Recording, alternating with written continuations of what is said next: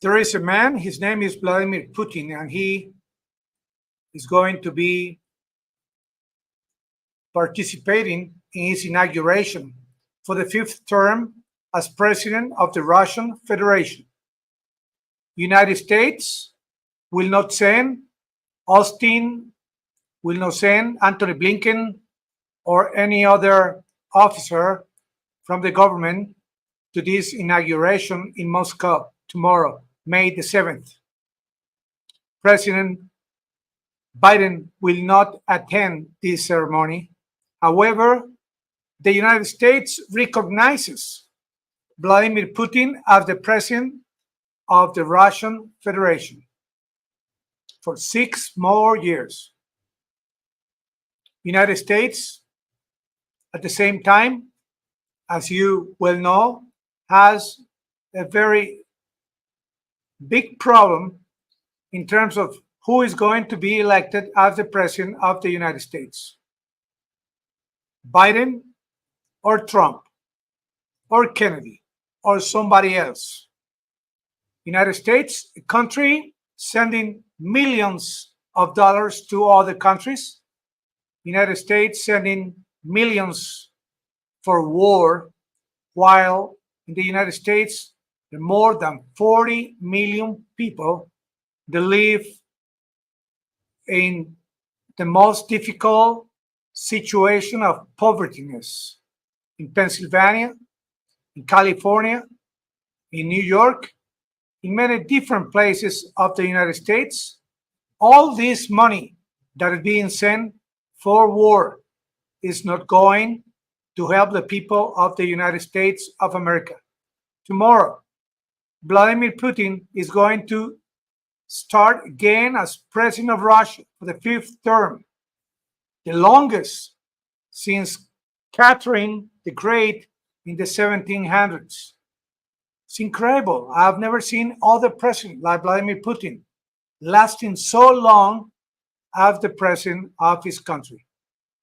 In the last months, we have seen countries like France, UK, trying to go ahead inch by inch, kilometer by kilometer, trying to get closer to Russia and trying to send their weapons and their munition inside Russian territory. And we have been surprised by the silence of Vladimir Putin.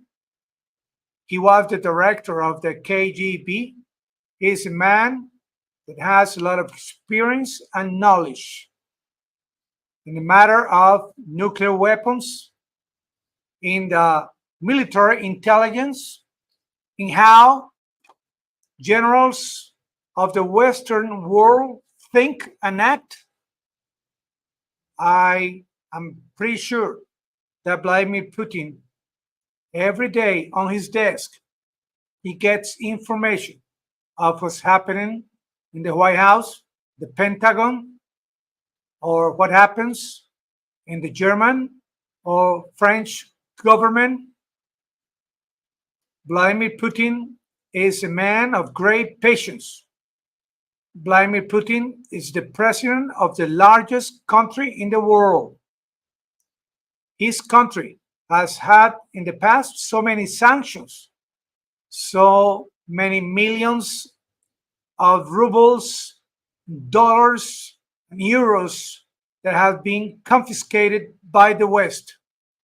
Today is the day when Vladimir Putin announces to the world that he will not allow more of this hostility and that he is willing to start training his troops in the usage of nuclear tactical weapons, weapons that can go from 1 kiloton up to 100. Hiroshima, they used a bomb of 15 kilotons and more than 146,000 Japanese people died that day the USA dropped that bomb on Japan's territory. This could happen in any small town in Ukraine. This could happen in any small town in France, Poland, Germany, or even the USA. Today, Russia shows the world that Russia as a country has more than 5,000 nuclear weapons, more than 2,000 tactical nuclear weapons. That Russia is not alone. That Russia is fighting a war not against Ukraine, but against NATO.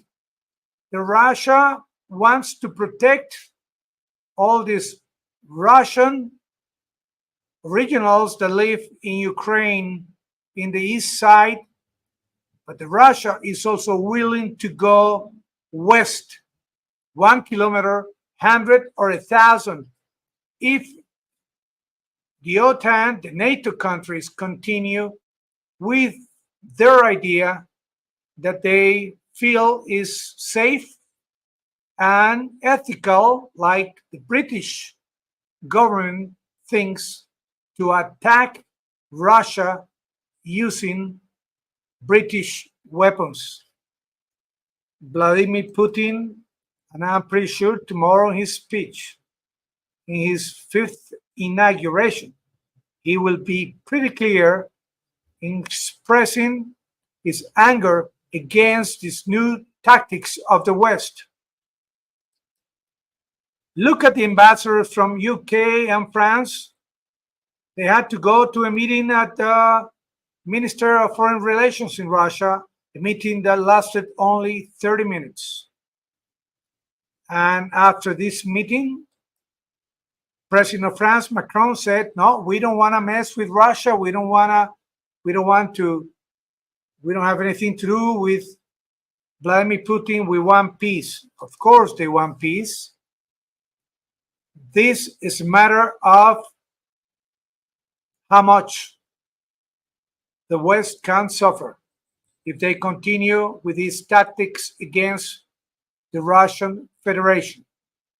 The Russian Federation, before February 2022, sent clear messages to Antony Blinken, sent clear message to Biden that they did not want NATO to take part in trying to get control of Ukraine. But NATO and USA didn't understand Vladimir Putin's message. Now, look at all this chaos created by NATO and by the United States. All this suffering of Ukraine people, Ukraine soldiers. Look at the economy of Ukraine and the economy of Europe. Total chaos and destruction, because 1990, Baker said to Russia, don't worry, we won't expand to your border. And that's exactly what they tried to do.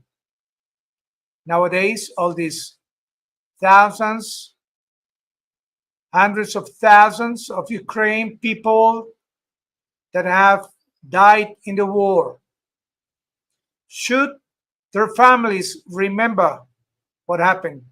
I advise to all the Ukraine people to read a lot about history, to read a lot about what happened in their country since 2014, to read so you Ukrainians can analyze and take a position in what's happening in your country.